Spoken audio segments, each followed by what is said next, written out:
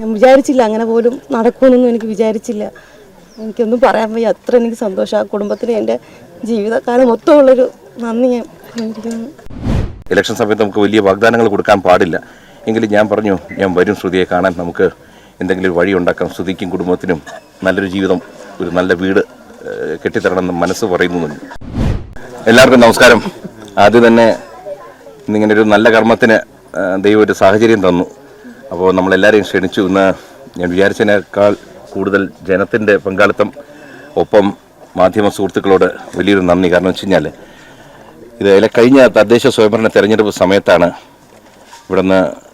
ഇവിടെ പ്രചരണത്തിനായിട്ട് വന്നപ്പോൾ ഇവിടെ പുറയിൽ നിൽപ്പുണ്ട് കൃഷ്ണകുമാർ, ഇവിടുത്തെ യുവമോർച്ചയുടെ മണ്ഡലം സെക്രട്ടറിയാണ്. അദ്ദേഹം ഇങ്ങനെ പറഞ്ഞു, ഇവിടെ നിൽക്കുന്ന സ്ഥാനാർത്ഥിയാണ് ശ്രുതി. ശ്രുതിയെ കാണുന്നില്ല, മൈക്കിൻ്റെ ഇടയിലായിപ്പോയി.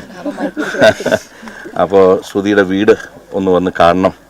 ഞാൻ ഇനി വരാമല്ലോ. അപ്പോൾ ഞങ്ങളിവിടെ വന്നപ്പോൾ വളരെ ദുഃഖകരമായൊരവസ്ഥ. കാരണം വെച്ച് കഴിഞ്ഞാൽ വളരെ ശോചനീയമായൊരവസ്ഥയിൽ കഴിയുന്നു. വീടെന്ന് പറയാൻ പോലും പറ്റുന്നില്ല. അപ്പോൾ അന്ന് എന്താണെന്നറിയില്ല, അന്ന് മനസ്സിലിങ്ങനെ ഒരു ഇലക്ഷൻ സമയത്ത് നമുക്ക് വലിയ വാഗ്ദാനങ്ങൾ കൊടുക്കാൻ പാടില്ല. എങ്കിലും ഞാൻ പറഞ്ഞു, ഞാൻ വരും ശ്രുതിയെ കാണാൻ, നമുക്ക് എന്തെങ്കിലും ഒരു വഴി ഉണ്ടാക്കാം, ശ്രുതിക്കും കുടുംബത്തിനും നല്ലൊരു ജീവിതം, ഒരു നല്ല വീട് കെട്ടിത്തരണമെന്ന് മനസ്സ് പറയുന്നു.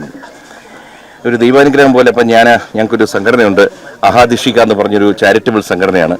ഭാര്യയും മക്കളുമാണ് അത് നടത്തുന്നത്. അപ്പോൾ ഇവരോടൊക്കെ പറഞ്ഞു, ഞാൻ പറഞ്ഞു ഇങ്ങനെയാണ്, കുറച്ച് പൈസയൊക്കെ തരണം. അങ്ങനെ ഇവരെല്ലാവരും പണ്ടും എനിക്ക് പല പരിപാടികളിലും നമ്മളിങ്ങനെ ചെയ്യുമ്പോൾ തരാറുണ്ട്. ഇത്തവണയും തന്നു.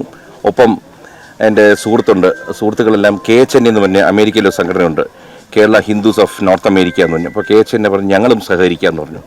അപ്പോൾ അങ്ങനെ ആ ഒരു സഹകരണത്തോടു കൂടി നമ്മുടെ പ്രിയ സഹോദരി ശ്രുതിക്കും കുടുംബത്തിനും നല്ലൊരു വീട് വയ്ക്കാൻ, അതിൻ്റെ തറക്കല്ലിടാനായിട്ട് ഇന്നൊരു സാഹചര്യം ഒരുങ്ങി.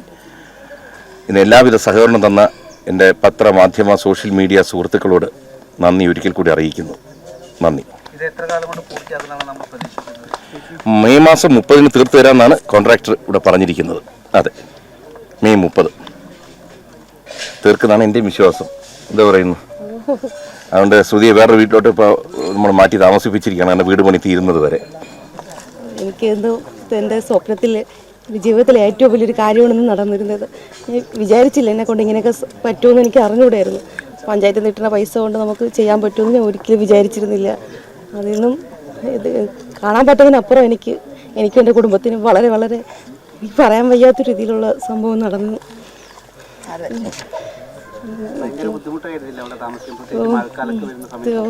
അത് വീടല്ല, സാറ് കണ്ട് സാറിന് തന്നെ അതിനകത്ത് വന്നതാണ് നമുക്ക് ഏറ്റവും വലിയൊരു സന്തോഷം.